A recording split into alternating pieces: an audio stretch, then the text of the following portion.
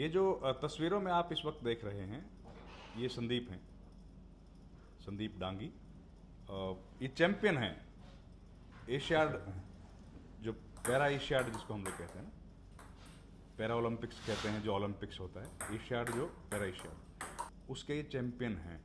और ये देखिए ढेर सारी बॉल्स आपको दिखेंगे यहाँ, ये टेनिस बॉल्स हैं, टेबल टेनिस। ये टेबल टेनिस खेलते हैं और अंतर्राष्ट्रीय स्तर पर बहुत प्रतिभा है इनमें। और ये इनका एक्सरसाइज करने का सामान है, फिजियोथेरेपी करने का। इतनी बात तो ठीक है, समझ आ गई। लेकिन और कठिन मुश्किल बड़ी बात जो है वो क्या है, ये उठ नहीं पाते हैं बेड से। संदीप का जो हाथ हैं, शोल्डर, उसके नीचे का हिस्सा पैरालिसिस की चपेट में आ गया और उसकी वजह से वो उनको बिठाया जाता है और तब जाके वो खेलते हैं। लेकिन इतनी मुश्किल घड़ी के बाद भी वो चैंपियन बन गए। अब संदीप शुरू से ऐसे नहीं थे, पहले वो एबल बॉडीड थे, खेलते थे, यूनिवर्सिटी में भी खेले, नेशनल लेवल तक भी खेले, टेबल टेनिस इनका शौक था। लेकिन एक दिन एक्सीडेंट हुआ और एक्सीडेंट के बाद इनको चोट लगी, जिसके वजह से ये दिक्कत आई। हम इनसे बात करते हैं, संदीप जी से। हम लोग आए हैं आज रोहतक का सेक्टर 4 में हम लोग इस वक्त आए हैं, दिल्ली से चल के, यही जानने के लिए कि जिनको चोट लग जाती है या जो लोग खेलते हैं जिनको चोट लग जाती है, वो इतनी हिम्मत कहाँ से लेके आते हैं कि उसके बाद भी खेल पाएँ। ये एक बड़ी मोटिवेशनल स्टोरी है, ख़ासतौर पर उन लोगों के लिए जो ज़िंदगी की जंग कहीं कमज़ोर पड़ जाते हैं, हार जाते हैं। तो हम लोग बात करेंगे संदीप से। संदीप जी हमारे साथ हैं। संदीप जी नमस्कार। नमस्कार सर। कैसे हैं आप? बस ठीक है सर। आप इतना कैसे खेल लिए, इतना आप नेशनल इंटरनेशनल चले गए? सर ये तो ना पूरा यूँ लगा लो कि मेरी फैमिली का स्पोर्ट है।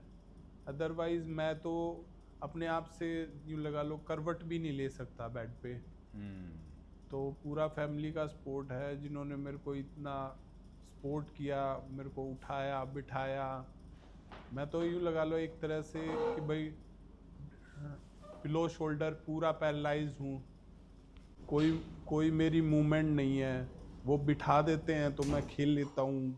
रैकेट भी बांधना पड़ता है मेरे को क्योंकि फिंगर्स में मूवमेंट नहीं है। ओके। तो रैकेट अच्छा, फिंगर्स आपकी मूव नहीं कर पाती हैं? नहीं, ग्रिप नहीं है। अभी जैसे हाथ आपके दिखाइए थोड़ा हमें। हाथ ऐसे ही है।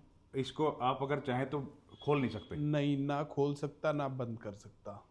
ओह। तो रैकेट भी बांध दिया जाता है मेरे को। हाँ। तो बिठा के मैं टेबल टेनिस खेलते हैं खेल आप? लेता हूँ। हाँ जी। कितनी उम्र है आपकी? मेरी 40 हो गई सर। और क्या पढ़ाई की आपने? मैंने बीटेक एमटेक की है सर। आप इंजीनियर हैं? हाँ जी। तो कब चोट लगी आपको? मेरे को 2016 में चोट लगी थी सर। आप कितने साल के थे तब? उस टाइम मैं 28 का था, 28-29 का। आप खेलते थे? हाँ जी। टेबल टेनिस आप खेलते रहे? हाँ जी। आप उस टाइम यूँ लगा लो कि भाई हॉबी, एज ए हॉबी खेल लेता था। फिर उसके बाद चोट लगी तो जैसे ये रिहैब में काउंट होता है हमारा कि वहाँ जैसे मैं इंडियन स्पाइनल में 6 महीने रहा, तो वहाँ खेलते थे रिहैब में ही। तो फिर जैसे मैं फिजियो कराता था तो फिजियो ने मेरे को कहा कि भाई तू थोड़ा सा कोई और एक्टिविटी भी स्टार्ट कर जिससे और मूवमेंट आएगी जी।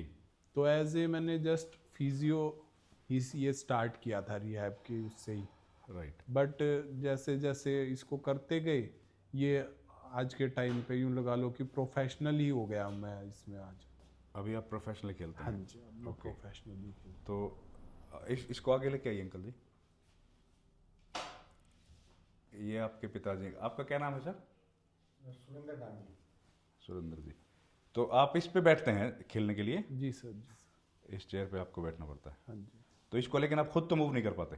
नहीं, हल्का सा मैं मूव कर कर लेता हूँ, थोड़ा थोड़ा, जस्ट थोड़ा ही मूवमेंट चाहिए होती है उसमें बस टेबल पे। ओके। तो एकदम बड़ा झटका लगता है जब आदमी ठीक शरीर हो और चोट लगे तो? सर मानसिक रूप से भी बड़ा परेशान होता है? ये तो वर्स्ट लाइफ है एक तरह से कि भाई नॉर्मल आदमी एकदम से इतना हो जाए कि भाई वो ना खुद से कुछ भी नहीं कर पा रहा।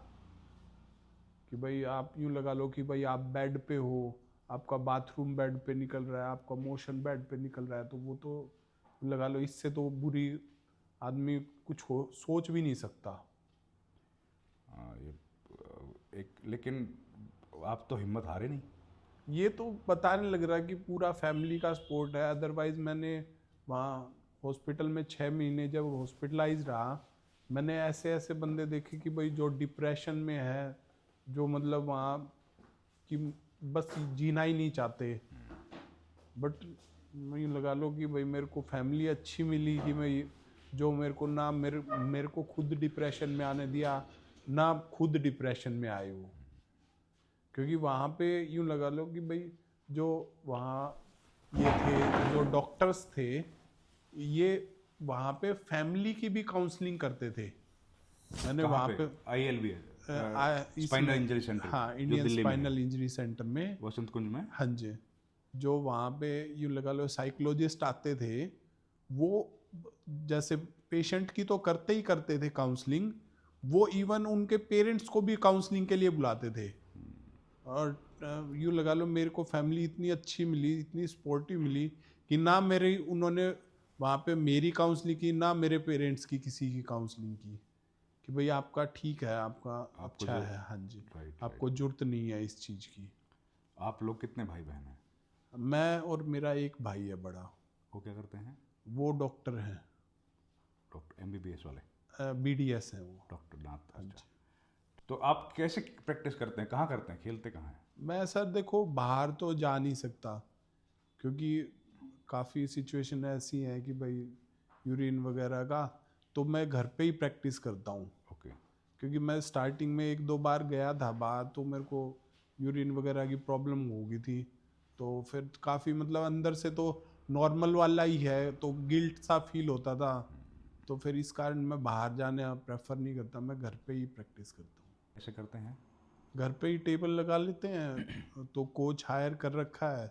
कोच आते हैं? हाँ जी, कोच आते हैं। और चैंपियनशिप्स जब होती हैं तो आपको पता लगता है, आप चले जाते हैं खेलने के लिए? हाँ जी, या आप लोगों के कांटेक्ट रहता है, कैसे करते हैं? ये कांटेक्ट रहता है फेडरेशन के साथ, जैसे ही कोई टूर्नामेंट फेडरेशन आती आपके है तो संपर्क में है? इन्फॉर्मेशन आ जाती है। तो वो लोग क्या हेल्प करते हैं?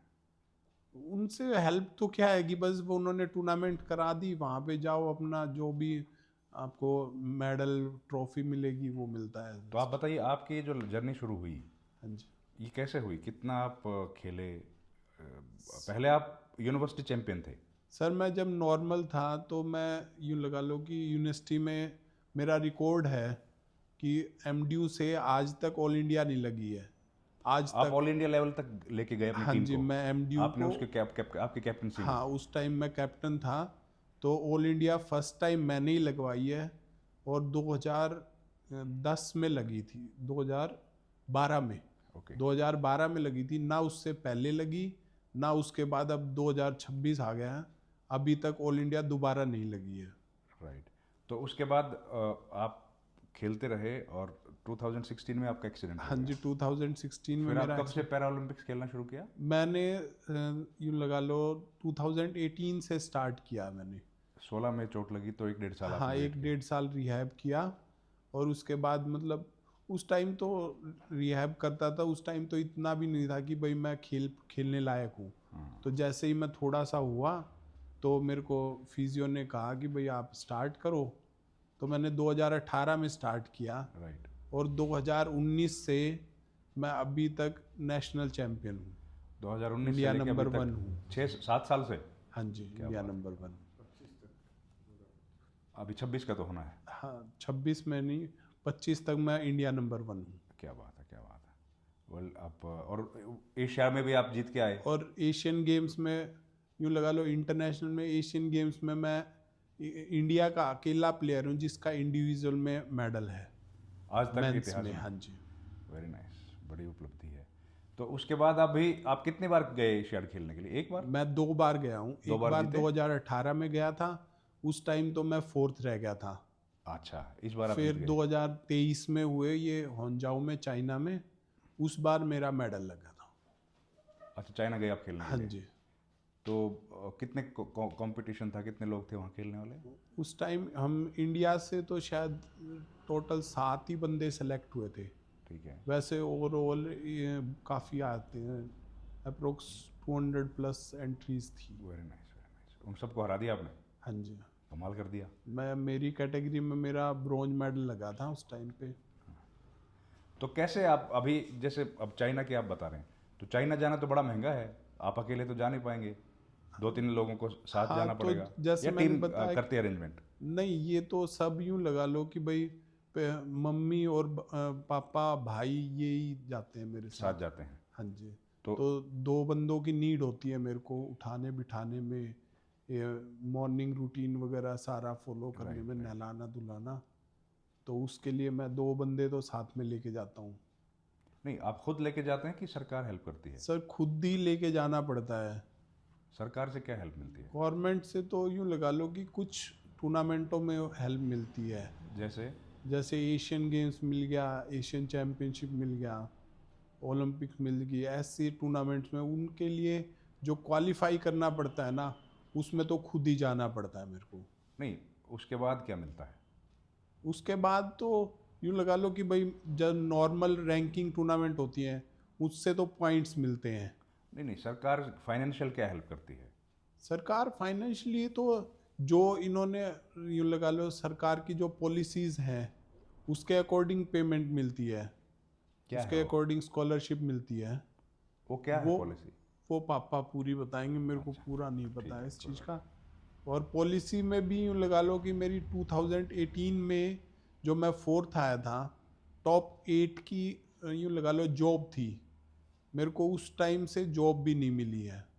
आपको मिलना चाहिए था? हाँ, नियम मैं है ये? डिज़र्व करता हूँ। ओके। वो इवन मैंने फिर कोर्ट में केस वगैरह किया, मैं सिंगल बेंच से भी जीता, डबल बेंच से भी जीता। पंजाब हरियाणा हाई कोर्ट में? हाँ जी। अच्छा। तो उसके बाद भी मतलब अभी तक मेरे को जॉब नहीं मिली है कोई भी। तो अभी कब है दोबारा गेम, कब है नेक्स्ट? अभी अक्टूबर में है दोबारा। कहाँ है वो? ये अब की बार जापान है सर। तो आप जाने वाले हैं? अभी क्वालिफिकेशन स्टार्ट हुई है, तो उसके लिए मेरे को 4-5 टूर्नामेंट्स खेलनी पड़ेंगी, तो उसके बाद पता लगेगा कि मैं क्वालिफाई कर पाया कि नहीं। वो यहीं होती हैं? नहीं, वो इंटरनेशनल होंगी सर। ओके, अलग अलग कंट्रीज में जाना पड़ेगा। हाँ, अभी जैसे मेरे को नेक्स्ट मंथ ताइवान जाना है उस टूर्नामेंट में। तो कैसे आप लोग ट्रैवल कैसे करते हैं?